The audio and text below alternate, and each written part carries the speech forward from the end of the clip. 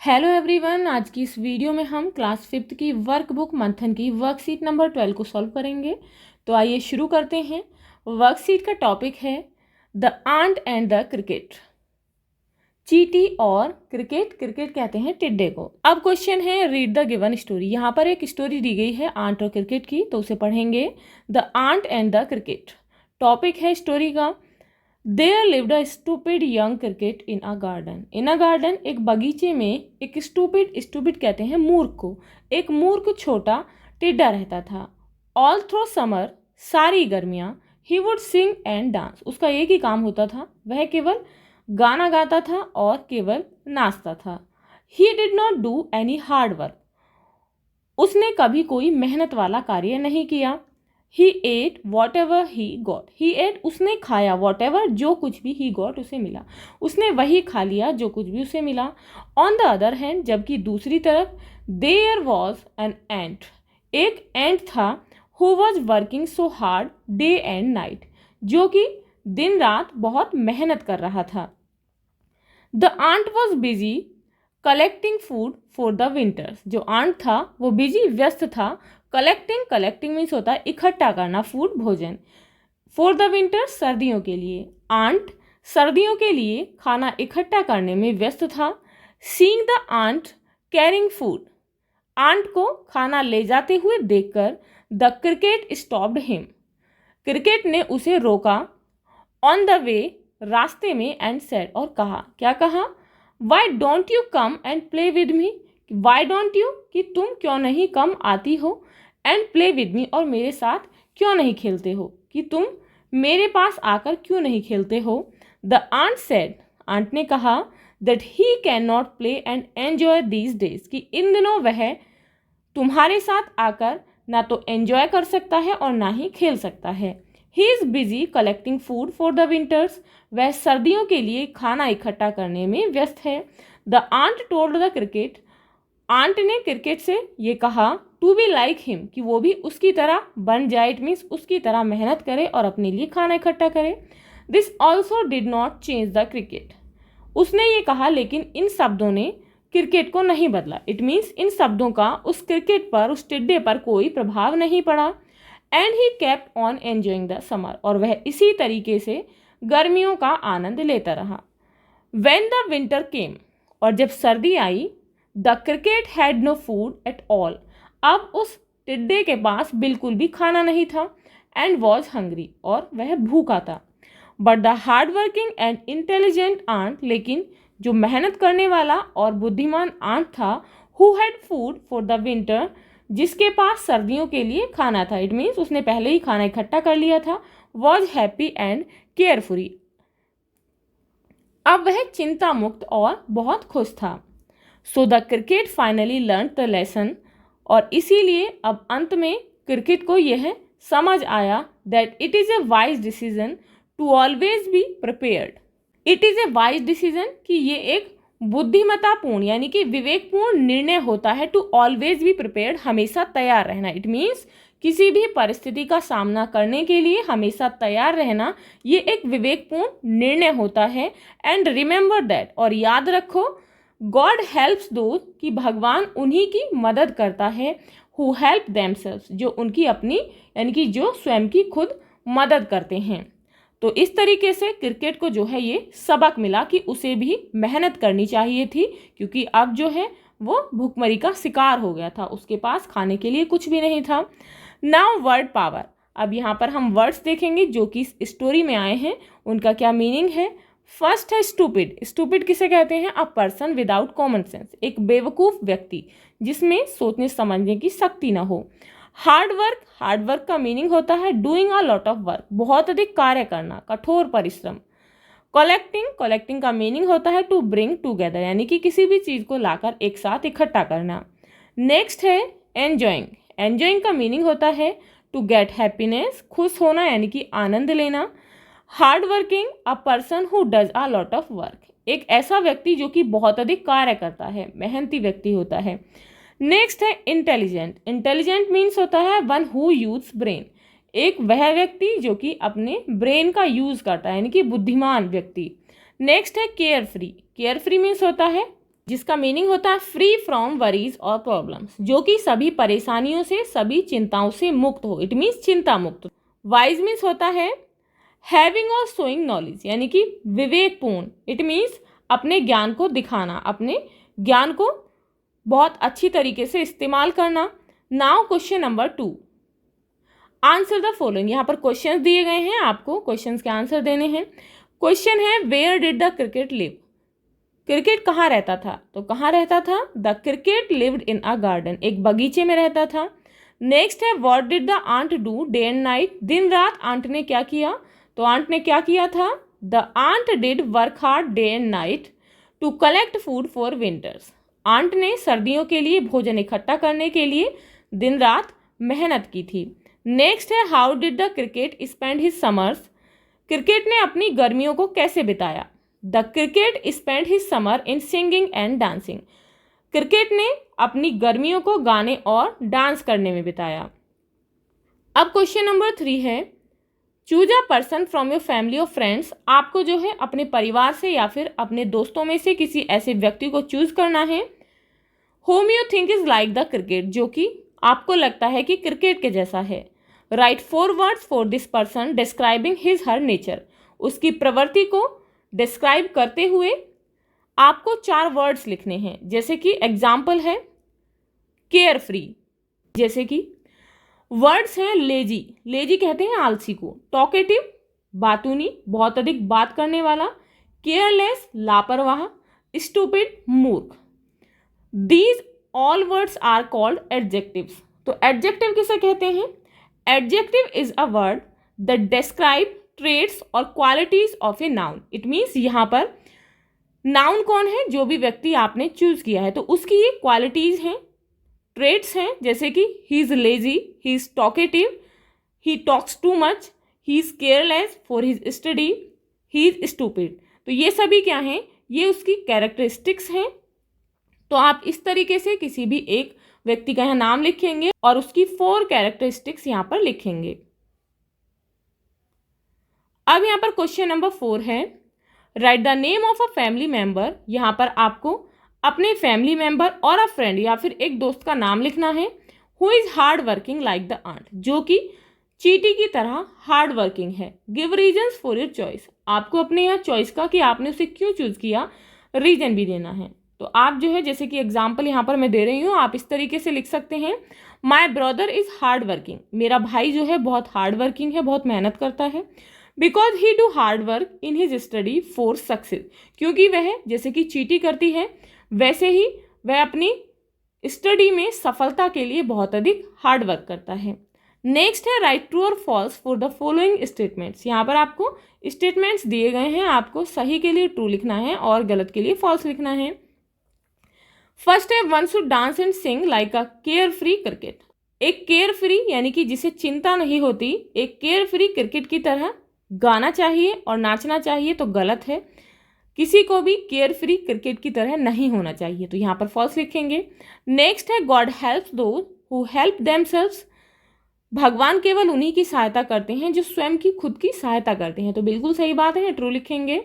Next है the cricket learn a lesson at the end. और अंत में क्रिकेट को एक सबक मिला, तो बिल्कुल सही बात है, वह समझ गया कि हम सभी को मेहनत करनी चाहिए, तो यहाँ पर लिखेंगे ट्रू। अब है question number 6 the above story mentions both the winter and summer season. ऊपर जो स्टोरी है आंट और क्रिकेट की, ये समर और विंटर सीजन को बताती है। Right about your favourite season. आप जो है यहाँ पर अपने फेवरेट सीजन के बारे में लिखेंगे, जैसे कि my favourite season is summer. Why is it your favourite season. तो अब आपको बताना है कि आपका जो है ये जो भी सीजन आपका पसंदीदा है वो क्यों है। What do you like doing in this season. और इस सीजन में आपको क्या करना अच्छा लगता है। तो आंसर है why is it your favourite season. It is my favourite season. ये मेरा फेवरेट सीजन है because I go for picnic in this season. इस सीजन में मैं पिकनिक के लिए जाती हूँ। नेक्स्ट है what do you like doing in this season. इस सीजन में आपको क्या करना अच्छा लगता है। I like swimming in this season. मुझे इस सीजन में स्विमिंग करना बहुत अच्छा लगता है। तो आपको जो भी अच्छा लगता है और आपका ये फेवरेट सीजन क्यों है, तो आप इसके बारे में यहाँ पर लिखेंगे। Now question number 7 write some adjectives that describe the winter and summer season in the space given below. यहाँ पर आपको जो है विंटर और समर सीजन को डिस्क्राइब करने वाले कुछ एडजेक्टिव्स लिखने हैं। तो एडजेक्टिव्स जो कि किसी भी नाउन की ट्रेट या क्वालिटीज को बताते हैं, दैट आर कॉल्ड एडजेक्टिव्स। तो जैसे कि समर, समर के लिए एडजेक्टिव्स हैं जैसे कि heat waves, hot, scorching, scorching means very hot, a scorching summer day, drought सूखा, dryness, sweating, sweating it means पसीना आना, बहुत अधिक स्वेटिंग होती है समर्स में, स्वेटिंग्स इन समर। नेक्स्ट है विंटर,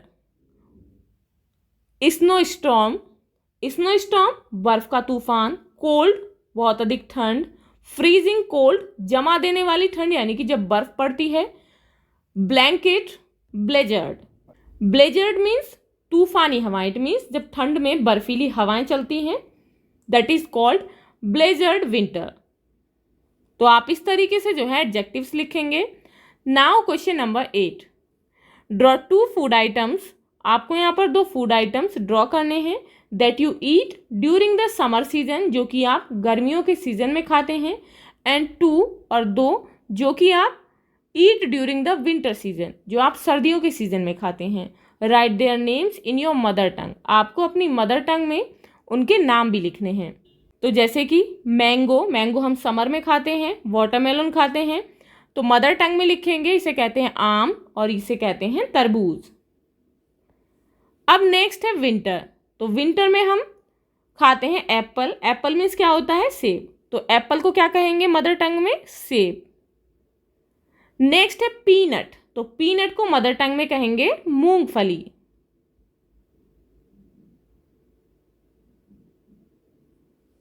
तो आप जो है यहाँ पर इनके नाम अपनी मदर टंग में लिखेंगे। अब है क्वेश्चन नंबर 9, 5 और 6 के समूह में मिलकर अपने पसंदीदा मौसम के ऊपर कोई कहानी बनाइए और सबको सुनाइए। तो आप जो है अपने फेवरेट, जो भी आपका फेवरेट मौसम है उसके बारे में कोई कहानी बनाएंगे और सबको सुनाएंगे। तो आप इस तरीके से स्टोरी लिख सकते हैं जैसे कि it was my last day of school in the month of May, ये मई के महीने में मेरे स्कूल का लास्ट डे था। As our school has been closed for summer vacation, जैसे कि हमारा जो स्कूल था वो समर वैकेशन के लिए बंद हो चुका था। Everyone was excited to go his home, सभी अपने घर जाने के लिए बहुत एक्साइटेड थे। My father came to pick me, मेरे पिताजी मुझे लेने आए। We reached home at 7 PM, हम शाम को 7 बजे घर पहुँचे। Next morning we set out for Nainital for 7 days trip, अगली सुबह हम नैनीताल के लिए 7 days की ट्रिप पर निकल गए। I enjoyed there a lot with my family, मैंने वहाँ पर अपने परिवार के साथ बहुत अधिक एन्जॉय किया। तो आप जो है इस तरीके से यहाँ पर स्टोरी लिख सकते हैं। Now question number 10, winter brings snow in some places, सर्दियों में कुछ जगह पर बर्फ पड़ती है। Let us make a snowflake, तो आइए हम बनाते हैं एक snowflake. Use a page from the end of the book, आप जो है अपनी बुक के एंड से एक पेज का यूज करेंगे। एंड फॉलो द इंस्ट्रक्शंस, और यहाँ पर दिए गए इंस्ट्रक्शंस को फॉलो करेंगे। तो इस तरीके से आप एक पेज ले लेंगे। Fold the page diagonally into half, page को हाफ जो है इस तरीके से मोड़ देंगे। Fold it into half again, आधा फिर से दोबारा इस तरीके से बीच से मोड़ देंगे। Fold it into half again, फिर से दोबारा जो है आप आधा मोड़ देंगे। Draw the pattern on the opening and, अब जो है जब आपने इस तरीके से मोड़ लिया तो जो ओपनिंग एंड है इसका, जिधर से आप खोलेंगे तो उस तरफ से आप इस तरीके से पैटर्न इस पर बना लेंगे। Cut the pattern and open the paper, अब जो आपने पैटर्न डिजाइन उस पर बनाया है उसे कट कर लेंगे सीजर की हेल्प से और पेपर को ओपन कर लेंगे। योर स्नोफ्लेक इज रेडी, आपका स्नोफ्लेक जो है वो तैयार है। तो कैसा दिखाई देगा, इस तरीके से। Now paste this Snowflake in the box given below, अब जो भी आपने स्नोफ्लेक बनाया है उसे आप नीचे दिए गए स्पेस में चिपकाएंगे। अब है question number 11, look at the snowflake that you made and draw what you see, अब जो है अपने स्नोफ्लेक को देखिए जो आपने बनाया है और आपको ड्रॉ करना है जो आपको दिखाई देता है। फोल्ड योर स्नोफ्लेक सच, आपको अपने स्नोफ्लेक को इस तरीके से मोड़ना है that it is divided into 2 equal parts, कि ये जो है 2 बराबर भागों में बंट जाए। What you see after folding is the 1/2 of the snowflake. तो आपको जो है अपना स्नोफ्लेक 1/2 फोल्ड करने पर यानी कि हाफ करने पर कैसा दिखाई देता है। तो जैसा भी दिखाई देता है आपको वैसी ही पिक्चर यहाँ पर आपको ड्रॉ करनी है। तो स्नोफ्लेक जो है कंप्लीट पूरा जो है इस तरीके से है, उसे हम हाफ कर देंगे तो हाफ पिक्चर दिखाई देगी। तो इस तरीके से यहाँ पर आपको ड्रॉ करनी है। अब नेक्स्ट है fold your snowflake such that it is divided into 4 equal parts. अब आपको स्नोफ्लेक को इस तरीके से मोड़ना है कि ये 4 बराबर भागों में बढ़ जाए। What you see after folding is the 1/4 of the snowflake. अब मोड़ने के बाद स्नोफ्लेक जो है इसका 1/4 चौथाई हिस्सा जो है कैसा दिखाई देता है वो ड्रॉ करना है। तो जब हम इसको 4 टाइम यानी कि इसके 4 हिस्से करेंगे तो इस तरीके से हाफ हो गया। तो 4 में जो है वो इतना दिखाई देगा। तो यहाँ पर आपको 1/4 जो है उतना हिस्सा यहाँ पर ड्रॉ करना है, तो वो इस तरीके से दिखाई देगा। अब है question number C. Fold your snowflake such that it is divided into 6 equal parts. आपको स्नोफ्लेक को इस तरीके से फोल्ड करना है कि ये 6 बराबर भागों में बढ़ जाए। What you see after folding is the 1/6 of the snowflake. Snowflake का 1/6 जो भाग है वो मोड़ने के बाद कैसा दिखाई देगा। तो 1/6 यानी कि हम स्नोफ्लेक को 6 बराबर हिस्सों में नहीं बांट सकते हैं। तो आंसर क्या होगा, we can not divide it in 6 equal parts. हम स्नोफ्लेक को 6 बराबर भागों में नहीं बांट सकते हैं। अब यहाँ पर क्वेश्चन है colour the box below in such a way that. नीचे बॉक्स दिया गया है, आपको दिए गए इंस्ट्रक्शंस के अकॉर्डिंग बॉक्स में कलर फिल करने हैं। 1/2 of the box is coloured with yellow. Box के 1/2 यानी कि आधे हिस्से में आपको येलो कलर फिल करना है। 1/4 of the box is coloured with red. 1/4 यानी कि बॉक्स के चौथाई हिस्से में लाल रंग भरना है। तो यहाँ पर ये बॉक्स है, तो आप इस तरीके से इसके आधे हिस्से में येलो कलर फिल कर देंगे, यानी कि 1/4 पार्ट में इसके रेड कलर फिल करेंगे इस तरीके से। 1/6 of the box is coloured with blue. अब यहाँ पर ये दिया गया है कि जो बॉक्स है उसके 1/6वें भाग में ब्लू कलर फिल करना है। तो आप देख सकते हैं, तो यहाँ पर आप देख सकते हैं कि इस बॉक्स के कितने भाग हैं, 1 2 3 4 5 6 7 8। तो इसके 8 जो हैं इक्वल पार्ट्स हैं। तो यहाँ पर हम 1/6 की जगह कर सकते हैं 1/8। तो इसके 1/8 यानी कि 8वें हिस्से में कौन सा कलर फिल करेंगे, ब्लू। तो आप इस तरीके से नीला रंग यहाँ पर भर देंगे। अब नेक्स्ट है चींटियां सर्दियों के लिए खाना जमा करती हैं। क्यों? क्योंकि उनका शरीर ज़्यादा ठंड बर्दाश्त नहीं कर पाता, इसलिए वे सर्दियों में ज़मीन के नीचे चली जाती हैं। टिड्डों की जिंदगी 1 साल की होती है और गर्मियों में अपने अंडे से बाहर निकलते हैं और पूरी गर्मियां खूब खाते हैं। सर्दियां आने पर वह किसी गर्म जगह पर छिप जाते हैं और अंडे देते हैं। टिड्डे पूरी सर्दियों अंडे देते हैं और अंडे देते देते ही मर जाते हैं।